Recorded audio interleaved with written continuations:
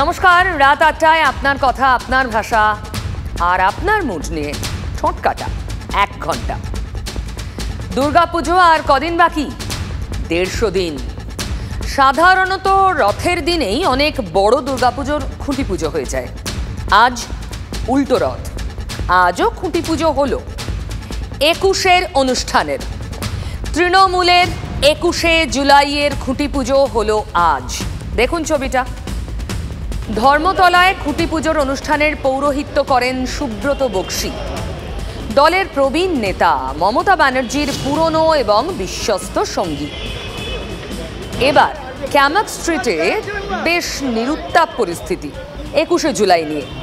বিরতি এখনো চলছে, ফলে ২১-এর মঞ্চে সেনাপতির থাকা নিয়ে প্রশ্ন এখনো থাকছে। প্রশ্ন থাকছে, শোভন চ্যাটার্জি কি ২১-এর মঞ্চে থাকবেন? এই সব প্রশ্নের মধ্যেই পদ্মের নজরেও ২১। ২৪-এর ধাক্কা কাটিয়ে উঠতে ২১কেই বেছে নিতে চায় বিজেপিও। ওই দিন মানে ২১শে জুলাই পদ্মের পাল্টা কর্মসূচি, আর তার নাম গণতন্ত্র হত্যা দিবস। বিরোধী দলনেতা বলছেন ২১শে জুলাই বিজেপি ওরা গণতন্ত্র হত্যা দিবস পালন করবে। কি পাগল নাকি? কুণাল ঘোষ যাই বলুন, বিজেপি ঘুরে দাঁড়াতে ২১-এর দিকেই তাকিয়ে। ২০১১-র পর থেকে ঘুরে দাঁড়ানো শব্দ দুটো বামেদের সঙ্গে কেমন ওতপ্রোত হয়ে জড়িয়ে গেছে। এবার কি তবে পদ্মেরও ঘুরে দাঁড়ানোর পালা? ২১ জুলাইতেই পাল্টা সভা, অবস্থান, কুশপুতুল পোড়ানো। এতেই তৃণমূলের পালের হাওয়া কেড়ে নেওয়া যাবে। উপর থেকে যারা সিবিআইকে বলুন একে অ্যারেস্ট করে দিতে, সঙ্গে সঙ্গে আমরা জিতে যাবো, হবে না। ওকে জেলে ঢুকিয়ে দিন, যারা জিতে যাবো, হবে না। সুকান্ত মজুমদার যা বলছেন, বঙ্গ বিজেপির বাকি নেতারা তা মানছেন কি? ১৭ তারিখ মানে বুধবার বিজেপির বড় বৈঠক সায়েন্স সিটি অডিটোরিয়ামে। কেন্দ্রের নেতা মন্ত্রীরাও আসছেন বলে শোনা যাচ্ছে। রাজ্যের সব সাংসদ, বিধায়ক, নেতারা ওখানে থাকবেন, কিন্তু মোদ্দা প্রশ্নগুলোর উত্তর পাওয়া যাবে। বিজেপির আগামী সভাপতি কে হবেন? সংগঠন ঢেলে সাজাতে কি ব্যবস্থা? নেতাদের নিজেদের মনোমালিন্য কাটবে কি করে? মমতা ব্যানার্জি খারাপ, অভিষেক ব্যানার্জি খারাপ, এই গঁতে বাঁধা লাইন থেকে বেরিয়ে বিজেপির নিজস্ব ন্যারেটিভ কোথায়? তৃণমূলকে ঠেকাতে মমতা ব্যানার্জির সমতুল মুখ কোথায়? ১৭-র বৈঠকে এইসব প্রশ্নের উত্তর মিলবে তো? বিজেপি এখনো তো তৃণমূলকেই অনুধাবন করছে, তাই না? সেই ২১কেই বেছেছে বিজেপি পাল্টা দেওয়ার জন্য। ২১এই তাহলে বিজেপির খুঁটি পুজো, ওই যে ঘুরে দাঁড়ানোর খুঁটি পুজো। বিজেপি নেতারা যতটা গর্জেছিলেন ততটা বর্ষালো কি? দিনের শেষে প্রশ্ন তো উঠবেই। বিজেপির ঘরের মধ্যেও যে প্রশ্ন উঠেছে সেটা ঠারে ঠোরে স্বীকারও করে নিচ্ছেন অনেকেই। ঠারে ঠোরে কেন? খোদ বিজেপির রাজ্য সভাপতি বুঝিয়ে দিচ্ছেন অগোছালো সংগঠনই হারের মূল কারণ। রবিবার রাজভবনের সামনে ধর্নায় যখন গলা তুললেন বিরোধী দলনেতা, তখন হুগলিতে জোড়া কর্মী সভায় সুকান্ত মজুমদার, আর সেখানেই বার্তাটা দিলেন। ততক্ষণে শুভেন্দু অধিকারীও বলে দিয়েছেন, ওই যে পথই পথ দেখাবে। শুধু আন্দোলন করলে হবে না, গণ আন্দোলন প্রতিষ্ঠিত করতে হবে। যে গণ আন্দোলন নন্দীগ্রামের সময় শুভেন্দু অধিকারী প্রতিষ্ঠিত করেছিলেন, তাকে সামনে রেখে গণ আন্দোলন করতে হবে। সুকান্ত বাবু নেই, ফলে এটা তো বিজেপির একটা গোষ্ঠীর কর্মসূচি। আমাদের নেতৃত্বরা সেখানে উপস্থিত ছিলেন। আগামী দিনে আরো আন্দোলন চলবে। আর ২১শে জুলাই গোটা রাজ্যে গণতন্ত্র হত্যা দিবস পালিত হবে। মমতা ব্যানার্জি আর ববির কুশপুতুল পুড়াবো পশ্চিমবঙ্গে সব থানার সামনে। প্রেসের দয়ায় বেঁচে আছে, পরপর হার। ২১শে জুলাই যখন চোর মমতা বক্তৃতা করবে, একটা সময় মমতার ববি ফিরাদ হাকিমের কুশপুতুল পুড়াবো গোটা রাজ্যে। মানুষের এক কান কাটা হলে দেওয়াল ধরে যায়, দু কান কাটা হলে নির্লজ্জের মতন ঘুরে বেড়ায়। গণতন্ত্র হত্যা দিবস 21শে জুলাই। অচিত্র পরিচয়পত্র, ওটা আপনার অধিকার, ওটা আমার অধিকার। এই লড়াইটাই ছিল গণতন্ত্র রক্ষার লড়াই। এটাই মমতা বন্দ্যোপাধ্যায়ের নেতৃত্বে 1993 সালের 21শে জুলাই হয়েছিল। আর সেটাকে বিজেপি বলছে গণতন্ত্র হত্যা দিবস ওই তারিখে। এরা কি পাগল? আন্দোলন নিল কেন এ কথা বলার কোনো যুক্তি নেই। 21শে জুলাই প্রকৃত অর্থে হচ্ছে শহীদ দিবস। এখন তৃণমূলের কাছে সেটা আর শহীদ দিবস নেই, সেটা পাগলু ড্যান্সের দিবস। এর থেকে হাস্যকর আর কিছু হতে পারে না। মানুষের রায়ে বঞ্চিত হয়ে প্রত্যেকটা নির্বাচনে গোহারান হেরে, তার মধ্যে নিজেরা গোষ্ঠীদ্বন্দ্বে জেরবার হতে হতে গোষ্ঠীকন্দলে শেষ হয়ে গিয়ে তারা সস্তার রাজনীতি করে কিছু প্রচারের আলো পেতে চাইছে। ওই দক্ষিণে খোলা জানালার হাওয়া। গাঙ্গুলি গ্রুপ আপনার পছন্দ বোঝে। এই শহরে নিজের মতো ঘরকে ভালোবাসে। গাঙ্গুলি গ্রুপ, ভরসার বসতবাটি। তাহলে 21শে জুলাই পথে বিজেপিও। পাল্টা বার্তা স্পষ্ট, বিনা যুদ্ধে নাহি দিবস উচ্চাগ্র মেদিনী। মোদ্দা কথা কি? লড়াই লড়াই লড়াই চাই। ওদিকে 24-এর লড়াইয়ে হারের কারণ বিশ্লেষণে বিজেপির রাজ্য সভাপতি। বিজেপির মুখ নরেন্দ্র মোদী, তাও হারতে হলো কেন? হিন্দ মোটরের কর্মী সভায় ব্যাখ্যা দিলেন সুকান্ত মজুমদার। মোদীজির মতো জনপ্রিয়তা খুব কম লোক পান, তো সেই রকম নেতা তিনি এসে ম্যাজিক ছড়িয়ে দেবেন আমরা শ্রীরামপুর জিতে যাব, হবে না। উপর থেকে সিবিআই কে বলুন একে অ্যারেস্ট করে দিতে, সঙ্গে সঙ্গে আমরা জিতে যাব, হবে না। সুকান্তর মুখে এজেন্সি রুল। আরে এই অভিযোগ নিয়েই তো কবে থেকে পাড়া মাথায় করে তৃণমূল।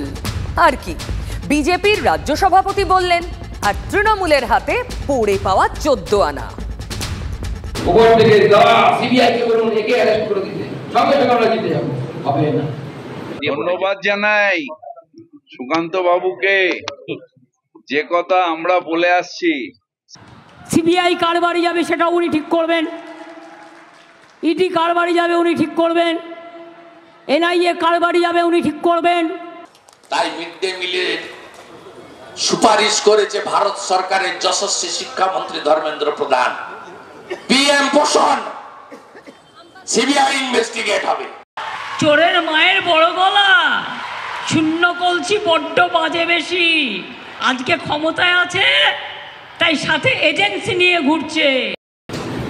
উপর থেকে সিবিআই কে বলুন একে অ্যারেস্ট করে দিতে, সঙ্গে সঙ্গে আমরা জিতে যাব, হবে না।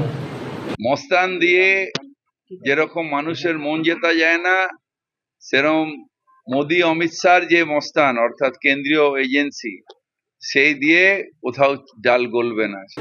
উপর থেকে সিবিআই কে বলুন একে অ্যারেস্ট করে দিতে, সঙ্গে সঙ্গে আমরা জিতে যাব, হবে না। ওকে জেলে ঢুকিয়ে দিন, যারা জিতে যাব, হবে না। সিবিআই আসবে, ইডি আসবে, ধরিয়ে দেবো, জেল হবে, তিহারে যাবে, এই ভয়ে এই হুমকি, এগুলো তো সুকান্ত বাবুও দেখিয়েছেন। নিট রেজাল্ট হয়েছে, বাংলার মানুষ প্রত্যাখ্যান করেছেন। সুকান্ত বাবু ভাবুন, বীরভূম জেলা, অনুব্রত মণ্ডল, তিহার। অনুব্রত মণ্ডল জেলা ছিল না, আছে কিনা জেলে? বীরভূম জিতেছি আমরা, কারণ আমাদের শাস্ত্রে বলে বীর ভোক্তা পছন্দ হয়। আপনি আপনার সম্পত্তি খেতে পারবেন না, আপনি পরিশ্রম করে যদি সংগঠন তৈরি করতে পারেন তাহলে জিতবে, যদি পরিশ্রম করে তৈরি করতে না পারে, যে যাকে ইচ্ছে অ্যারেস্ট করুন, কোনো জিতবে। জোড়া কর্মসূচি করেছিলেন গতকাল সুকান্ত মজুমদার। এক হিন্দ মোটর, 2 পান্ডুয়া। এবং বিজেপির হাতে ছিল এই হুগলি আসনটা আগের বার, সেটা হারাতে হয়েছে বিজেপিকে। সে কথা বলতে গিয়েই বললেন সুকান্ত বাবু, নিজেদেরকে বাহিনী, কেন্দ্রীয় বাহিনীর কাজ করতে হবে, নিজেদেরকে নিজের বুথ নিজে পাহারা দিতে হবে। সেদিন ভারতীয় জনতা পার্টির সরকার আমরা এখানে গঠন করতে পারবো। অন্যের ঘাড়ে ভারত দিয়ে হবে না ভারতীয় জনতা পার্টির সরকার। মানে বাহিনী নির্ভরতাই দায়ী। দেখুন, 7 দফার ভোট পর্বে বঙ্গে ছিল প্রায় 1000 কোম্পানি বাহিনী। কৌশলে এই বাহিনীকেই ভোটের ইস্যু করে তুলেছিল তৃণমূল। আর বিজেপি ভোট পর্বে তাদের মুখেও তো সেই কেন্দ্রীয় বাহিনী ছিল। বিজেপির কেন্দ্রীয় বাহিনী প্রসারিত করার দরকার নেই, ওনাদের পাড়ায় পাড়ায় শাহজাহান আছে, আর কেন্দ্রীয় বাহিনীর দায়িত্ব এই শাহজাহানদেরকে ঘরে গর্তে ঢুকিয়ে ভোট করা। বিজেপির কিচ্ছু করতে হবে না। খাওয়াবো দাওয়াবো ঘোরাবো, ঠিকই আছে, বাংলার মানুষ আতিথেয়তা ভালোবাসে, কিন্তু বাড়ি বাড়ি গিয়ে যেন অত্যাচার না করে। আরো টাইট হবে, আরো টাইট হবে। তেলেঙ্গানা এবং অন্ধ্রপ্রদেশে ভোট শেষ হয়ে যাবে, হাজারে হাজারে প্যারামিলিটারি আসবে। 5, 6, 7 নম্বর ফেজে তৃণমূলের কপালে কি আছে শুধু দেখতে থাকুন। और कोई स्टेट में आप इतना सेंट्रल फोर्स नहीं भेजा, सब भेजा है आप पश्चिम बंगाल में, क्यों बंगाल को आप पसंद नहीं करता है, हर स्टेट आपको फाइट नहीं कर सकता है। বিজেপির এই বাহিনী নির্ভরতাকেই কি আজ কটাক্ষ করলেন সুকান্ত মজুমদার, যে হাত ঘোরালেই নাড়ু আসবে না, এবং এই কথা বলতে গিয়ে সুকান্তর মুখে বিরিয়ানি তত্ত্ব। আপনি বিরিয়ানি রান্না করতে বসেছেন, বিরিয়ানিতে আপনি বিভিন্ন মশলা দিচ্ছেন, তো মশলার উপর ভরসা করলে হবে না, আগে চালটা ভালো হতে হবে, আর মাংসের বিরিয়ানি করলে মাংসটা ভালো হতে হবে, তবে বিরিয়ানিটা ভালো হবে। তো মূল বিষয় হচ্ছে আমাদের সংগঠন, সাথে কেন্দ্রীয় বাহিনী অমুক তমুক এগুলো থাকবে, যেগুলো দিতে হয় মশলাপাতি, বিরিয়ানির মশলা। দেখুন, বিজেপির হচ্ছে নাচতে না জানলে উঠোন বাঁকা। বিজেপির এই নেতাদের দিয়ে তো হবে না, চচ্চড়ির মেটেরিয়াল বিজেপির নেতারা। আপনি বিরিয়ানিটা রাঁধবেন কোথা থেকে? আসল জিনিস কি, বিরিয়ানি রান্না করতে গেলে আপনার সুন্দর চাল দরকার, দিদিরা আরো ভালো বলতে পারবে, আর তার সাথে মাংস দরকার হয়। তো আসল জিনিস হচ্ছে সংগঠন ভোটে জিততে গেলে বাদ বাকি যা করা সহযোগী বিষয়, কিন্তু মূল বিষয় হচ্ছে আমাদের সংগঠনকে শক্তিশালী করতে হবে। সংগঠনকে শক্তিশালী করে আরো নিচে আরো গভীরে গিয়ে কাজ করে ভারতীয় জনতা পার্টির পতাকা প্রতি বুথে তুলতে হবে, তবে ভারতীয় জনতা পার্টি শক্তিশালী হবে। এগুলো ভোট, আপনি বলবেন সেন্ট্রাল ফোর্স কি করছে? সেন্ট্রাল ফোর্সের হাত আর পা তো ইসিআই বেঁধে রেখেছে। কেন্দ্রের নির্বাচন কমিশন আসবে, কেন্দ্রীয় বাহিনী ঘুরবে, এসবগুলো তো বাংলায় ভোট হবে না। ভোট করতে গেলে বাংলার মানুষের উপকার করতে হবে, বাংলার মানুষের সুখ দুঃখে পাশে থাকতে হবে। একটা লম্পট আদি দপ্তর তাকে সিও হিসেবে এখানে রেখেছে 8 বছর ধরে। ভোটের সময় কে অবজারভার, পুলিশ অবজারভার ছিল কেউ জানেন? এই ব্যবস্থার পরিবর্তন কবে হবে? দুভাবে হবে। এক হচ্ছে ইসিআই কে বাধ্য করাতে হবে। যারা বড় বড় কথা বলতেন, আজকে কেউ বলছেন কেন্দ্রীয় বাহিনী দিয়ে হবে না, কেউ বলছেন কেন্দ্রীয় নির্বাচন কমিশন দিয়ে হবে না, কেউ বলছেন সিবিআই ইডি দিয়ে হবে না। এসব বিলম্বিত বোধোদয়, এসব শোকসভার কথাবার্তা। সংগঠন সংগঠন সংগঠন সংগঠন গড়ে চলো, সংগঠন গড়ে চলো, সংগঠন গড়তে হবে, প্রতি বুথে ভারতীয় জনতা পার্টির সৈনিক তৈরি করতে হবে। বুধবার এর মধ্যেই বিজেপির রাজ্য কমিটির বৈঠক, ভোট বিপর্যয়ের পর প্রথম বৈঠক। রবিবার জোড়া কর্মী সভায় সুকান্ত মজুমদার, রাজভবনের ধর্ণা শেষে শুভেন্দু অধিকারী গেলেন কাঁথি সাংগঠনিক জেলার অনুষ্ঠানে। সেখানেই বললেন শুভেন্দু অধিকারী, বার্তা দিলেন, বোঝালেন আর খুব বেশি দূর নয়। এ লড়াই চলছে, এ লড়াই চলবে, এবং জনগণই পারবে এই অবস্থা থেকে বাংলাকে মুক্তি দিতে। হতাশার কোনো জায়গা নেই। ওরা 40 লক্ষ জল মিশানো ভোট নিয়ে 2,75,00,000, আর আপনার একটাও জল নেই, একটা জল মিশান নেই, খাঁটি দুধ 2,33,27,000 ভোট পেয়েছেন। 2019-এর থেকেও বেশি। 2019-এ 2,30,00,000 ভোট ছিল। দেখুন, 2021 থেকেই তৃণমূলের পরপর ভোটে বিপুল জয়ের পরও একটা কাঁটা থেকে গেছে। সেই খোঁচা দেওয়া কাঁটার নাম নন্দীগ্রাম। সেই জন্যই তো সভায় সভায় ঘুরে শুভেন্দু বলেন 1, 9, 5, 6। রবিবার সৌমেন্দু অধিকারীর জেতা কাঁথি লোকসভা কেন্দ্রে দাঁড়িয়েই আবার খোঁচা দিলেন বিরোধী দলনেতা। বোঝাতে চাইলেন তার পূর্ব মেদিনীপুরই আসলে মডেল। আমরা কাঙ্ক্ষিত সংখ্যা পাইনি পশ্চিমবঙ্গে, তার অনেক কারণ আছে। এই পূর্ব মেদিনীপুর জেলা অভাবনীয় সাফল্য আপনারা দেখিয়েছেন। 16টা বিধানসভার সিট, তার মধ্যে 15টাতে লিড, পটাশপুরে 8,000 গ্যাপ আছে। মানে 2021-এর বিধানসভার পর মডেল ছিল নন্দীগ্রাম, আর 24-এর লোকসভার পর মডেল পূর্ব মেদিনীপুর। বলতে দেখেই কি আগামী দিনে 26-এর পালা পরিবর্তন হবে? না না, এরা যেটা করেছে আমি বলবো দক্ষিণবঙ্গে, উত্তরবঙ্গে বিজেপি শক্তিশালী, মালদা থেকে কোচবিহার, তাদের শেখানোর দরকার নেই। কিন্তু দক্ষিণবঙ্গে বিশেষ করে কলকাতা লাগোয়া জেলাগুলোতে পূর্ব মেদিনীপুরই তো মডেল হওয়া উচিত এবারের ভোটের পরে। বাই চান্স খারাপ কিছু নয়, যার যা ভালোটা আছে নিতে হবে তো। 26-এ যখন সারা বাংলা বলছে, 26-এ পূর্ব মেদিনীপুরও বলবে বিজেপি টাটা, বিজেপি টাটা, অর্থাৎ বিজেপি একটা আসনও আর পাবে না। 16টার মধ্যে 15টা বিধানসভায় লিড হয়েছে, ভোটের পার্সেন্টেজে প্রায় 5%-এর গ্যাপ টিএমসির সঙ্গে। দেখুন 21শে জুলাই সবার টার্গেট, তৃণমূলের কাছে মেগা ইভেন্ট, বিজেপির নজরেও 21 জুলাই। আবার এই 21শে জুলাইতেই নাকি শোভন চ্যাটার্জির তৃণমূলে ফিরে আসার দিন। সত্যি সত্যি তৃণমূলে ফিরছেন? কদিন আগে কুণাল ঘোষ গিয়েছিলেন শোভনের বাড়ি, তারপরই তুঙ্গে চর্চা দলে, দলের বাইরে, রাজনীতিতে।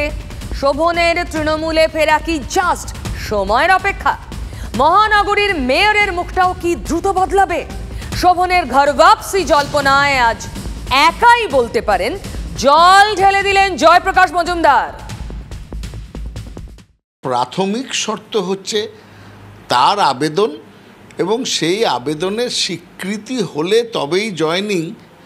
আর তারপরেও হচ্ছে কবে জয়েনিং, সেটা 21 না অন্য কোনো দিন, সেটাও আর একটা প্রশ্ন।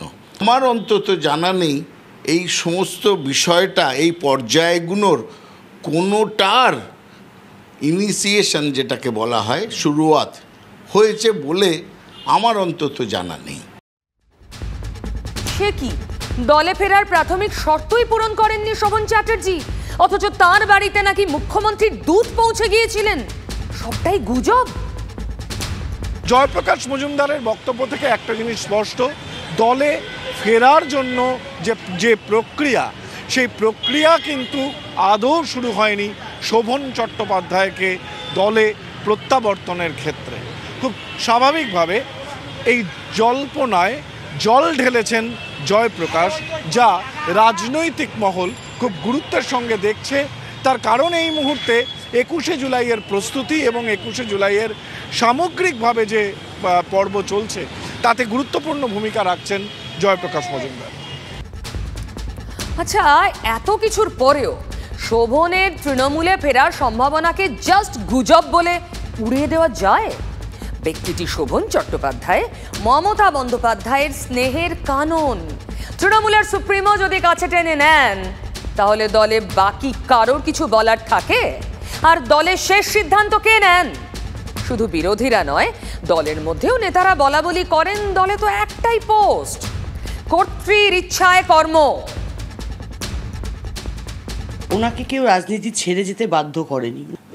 মমতা বন্দ্যোপাধ্যায়কে সৎমা বানিয়ে দিয়েছে, অভিষেককে সোনার গোপাল বানিয়েছে বিজেপিতে যাওয়ার পর।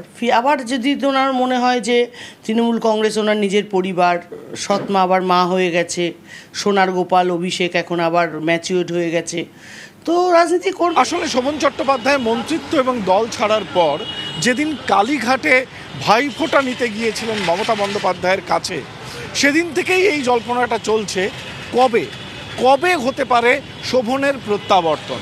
এর মধ্যে একের পর এক গুরুত্বপূর্ণ নির্বাচন হয়ে গিয়েছে। বেহালা, কলকাতা এবং রাজ্যের বিভিন্ন জায়গায় সাফল্যের সঙ্গে ভোটে ফলাফল করেছে তৃণমূল কংগ্রেস। তিনি না থাকায় কোথাও কোনো সমস্যা হয়নি। তো রাজনীতিতে কেউ অপরিহার্য নয়, আমি এটা একদম শিওর বলতে পারি। আজকে আমি আছি, কালকে আমি না থাকলেও আমার জায়গা আর একজন ঠিক নিয়ে নেবে এবং গুছিয়ে নেবে। তাকে ছাড়াও উনি চলে গেছেন 2018 সালে। উনি চলে যাওয়ার পরেও দলে প্রায় 4-5টা ইলেকশন হয়ে গেছে, তাতে তৃণমূল কংগ্রেস অত্যন্ত ভালো রেজাল্ট করেছে, দক্ষিণ 24 পরগনায় অত্যন্ত ভালো রেজাল্ট করেছে ওনাকে ছাড়াও। তাই উনি যেন নিজেকে অপরিহার্য না মনে করেন যে উনি না থাকলে তৃণমূল কংগ্রেস চলবে না বা তৃণমূল কংগ্রেসের অবস্থা খুব খারাপ হয়ে যাবে, কারণ তৃণমূল যে জায়গায় ছিল সেই জায়গা থেকে বরং আরও ভালো জায়গায় এসছে। দেখুন, এখনো হাতে 5 দিন রয়েছে 21শে জুলাইয়ের জন্য। কে বলতে পারে 5 দিনে খেলা ঘুরে গেল? তৃণমূলে সব সম্ভব, আর রাজনীতিও সম্ভাবনার ল্যাবরেটরি। রত্না বলছেন শোভন আর অপরিহার্য নন, একটার পর একটা ভোট তাকে ছাড়াই দিব্যি পেরোলো তৃণমূল। আর এই অঙ্কে কি এক পা এগিয়ে দুপা পিছিয়ে যাচ্ছেন শোভন চ্যাটার্জি, নাকি দল ভাবছে শোভনকে ফেরালে সঙ্গে বৈশাখী বন্দ্যোপাধ্যায়ও আসবেন গুরুত্ব সহকারে? তারপর দলে যে অসন্তোষ তৈরি হবে সেটা ঠেকানো আরো বড় সমস্যা হতে পারে। তাই কি এই এক পা এগিয়ে দুপা পিছনো? শেষ কথা সুপ্রিমোই বলবেন, 21-এর মঞ্চে থাকবেন না সেটাও কিন্তু বলেননি। আবার কুণাল ঘোষও শোভন জল্পনা ভাসিয়েই রেখেছেন। 21শে জুলাই হলে আমরা যারা পুরনো দিনের লোক তাদের মন কাঁদবে না, এটা হয় ন্যাচারালি। 21শে জুলাই যাওয়ার পরিস্থিতি একটা নিশ্চয়ই চলে যাব। আমাকে দায়িত্ব দিতে চলেছে কিনা সেটা সামগ্রিকভাবে তৃণমূল কংগ্রেস দল আছে। আর মমতাদি জানেন, পুঙ্খানুপুঙ্খ বিশ্লেষণ করে মমতাদি যদি কোনো সিদ্ধান্ত নেন, সেই সিদ্ধান্ত অমান্য করার মতন মানে ঘাড়ে মাথা আমার আছে কিনা আপনি জানেন না। শোভনবাবু চলে আসতে প্রস্তুত, উনি বলছেন মমতা বন্দ্যোপাধ্যায় যদি চান। কিন্তু মমতা বন্দ্যোপাধ্যায় চাওয়ার আগে তো সবথেকে বড় কথা শোভনবাবু কী চান সেটা তো তাকে আক্ষরিকভাবে সেটাকে প্রতিষ্ঠা করতে হবে। শোভন চট্টোপাধ্যায় কোন মতিভ্রমে বিজেপিতে গেছিলেন, কিন্তু বিজেপি থেকে অনেক দূরত্ব আগে তিনি তৈরি করে নিয়েছেন। মমতা বন্দ্যোপাধ্যায়ের প্রতি তার অগাধ আস্থা, আমি এই পর্যন্ত জানি। তার সঙ্গে আমার যোগাযোগ আছে, তার সঙ্গে আমার কথাবার্তা হয়, তার সঙ্গে আমার দেখাও হয়েছিল।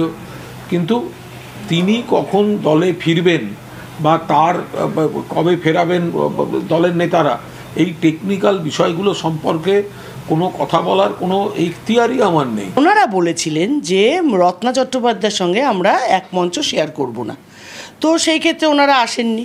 এখন যদি মনে হয় যে রত্না চট্টোপাধ্যায়ের সঙ্গে এক মঞ্চ শেয়ার করা যায় তাহলে আসবেন, এক মঞ্চ শেয়ার করবেন। রাজনীতি আমি ছাড়ছি না। সবচেয়ে বড় কথা হচ্ছে যে তিনি তার সঙ্গে আমাদের সর্বোচ্চ নেত্রী মমতা বন্দ্যোপাধ্যায়ের একটা ব্যক্তিগত দিদি ভাইয়ের সম্পর্ক। ওদের দলে কাকে যাবে, শোভন না বৈশাখী, তাই নিয়ে আমাদের কি মাথা ব্যথার আছে? ওরা অ্যাপ্লাই করবে না হোয়াটসঅ্যাপ করবে, হ্যাঁ না কি করবে, তাতে আমাদের কি যায় আসে? এটা কোনো খবর নয়, এগুলোর কোনো রাজনৈতিক গুরুত্ব নেই। 21শে জুলাইয়ের আগে এরকম বেশ কিছু কথা হাওয়ায় ভেসে বেড়ায়, তারপরে কি হবে সেটা সময় বলবে। তাহলে কি এই শোভন চমকটা 21-এর জন্যই তুলে রাখলো তৃণমূল? নজর রাখতেই হচ্ছে। মনে রেখো, বড় মাপে করা চাই আয়োজন, কলে বরে খাটো নয়, 3 মন প্রায়োজন। না না, রাজনীতিক নয়, দামোদর শেঠের কথা বলছি, যিনি অল্পতে খুশি নন। আম পাবলিক, আমি আপনি ওজনে 3 মনের কম বেশি হতে পারি, কিন্তু পেট চালাতে তো প্রত্যেককে ন্যূনতম আয়োজন করতে হয়। সেটা করা যাচ্ছে? বাজারে গেলেই তো ছ্যাঁকা, মুখ্যমন্ত্রীর কড়া দাওয়াই। তারপরও বাজারের ছবি বদলেছে, অথচ বাজারে বাজারে নিয়ম করে হানা দিচ্ছে টাস্ক ফোর্স। তাতে যা দাঁড়িয়েছে বেশ মজার। টাস্ক ফোর্সের সদস্যদের সামনে দাম কমিয়ে বলছেন বিক্রেতারা, আর ফোর্স চলে গেলেই দাম জেকে সেই। বুঝুন কাণ্ড। এরপরই কি টাস্ক ফোর্সের ধমকানি দেওয়াই শুরু হলো?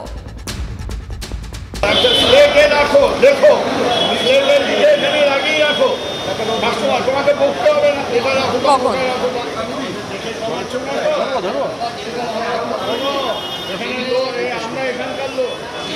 আমাদের যা বলছো সেটাই বেচছো তো, নাকি আমাদের দেখে কমিয়ে দিয়ে সব করো না? এই বেগুন কত করে? এই তো ছোট ছোট সাইজ, বলো কেন? ওখানে এই ডবল সাইজের 80 টাকা বলছে, 80 টাকা থেকে প্রাইস 30 টাকা নেই, প্রাইস 30 টাকা। অনেকে অনেক লোক তখনও কারবার ফেলেছে। মনে রেখো, কোনো ট্যাক্স দাও না, কোনো লাইসেন্স নেই, দাম বেশি কেন হবে? কেন হবে? ক্রেতারা তো সেই কবে থেকে এই প্রশ্নটাই করে যাচ্ছেন। কেন বাজার মানেই আতঙ্কপুরী, গেলেই দাম শুনে আঁতকে ওঠা। একবার যদি আমি রাশ টানার চেষ্টা করি তাহলে কিন্তু আপনাদের প্রবলেম কম হবে না, বেশি হবে, এটা মাথায় রাখতে হবে। কড়া দাওয়াই তো দিলেন মুখ্যমন্ত্রী, দামে রাশ টানার নির্দেশ, কঠোর নজরদারি বাধ্যতামূলক। এরপর থেকে তো চলছেও, কিন্তু কাজে আসছে? অভিযোগ উঠে এসছে যেটা, যে টাস্ক ফোর্সের প্রতিনিধিরা তারা যখন বাজারে আসছেন তখন ব্যবসাদাররা দাম নিয়ন্ত্রণ করে বলছে, তারপরে টাস্ক ফোর্সের প্রতিনিধিরা যখন চলে যাচ্ছে দাম বাড়িয়ে বিক্রি করছে ক্রেতাদের। এরা বুঝতে পেরে গেছে যে আসলে কমিয়ে দেবো, আবার চলে গেলে আবার বাড়িয়ে দেবো, এই নর্মালি এরকমই হয়ে যাচ্ছে। সবজির যেগুলো বলছেন যে আলু, পেঁয়াজ, আদা, রসুন দামটা খুব হাই আছে। যখনই বলা যায় বলছে আমরা যদি পারচেজ মানে বেশি দামে কিনছি, আমরা কী দামে বিক্রি করবো। একটাই কথা, সবার কেনার উপরে আমাদের নির্ভর। আমরা ব্যবসা করি কারণ আমাদের এখানে একটা লাইট ভাড়া, দোকানের দান ভাড়া, দোকানের আপনার রেনুয়াল ফি, সব আমাদের লাইসেন্স সব কিছু দিতে হয়। তাছাড়া নিজেদের খরচা আছে, শিয়ালদা থেকে মাল আনতে গেলে একটা খরচা আছে, মুটে ভাড়া আছে। এবার আমরা যদি 2-5 টাকা লাভ না রেখে ব্যবসা করবো তাহলে তো আমাদের দেশে জোন কাটাই ভালো। এক সপ্তাহ আগে যা দাম ছিল সবজির, তার থেকে কত কমেছে? কলকাতা হোক বা জেলা, দামের ফারাকটা কিন্তু নামমাত্র। সর্বাধিক হয়তো 10 টাকা কম। তাতে কি আগুনে দামের আঁচ কমে? যদিও টাস্ক ফোর্সের দাবি, মুখ্যমন্ত্রীর দাওয়াইয়ের পর কাজ হচ্ছে।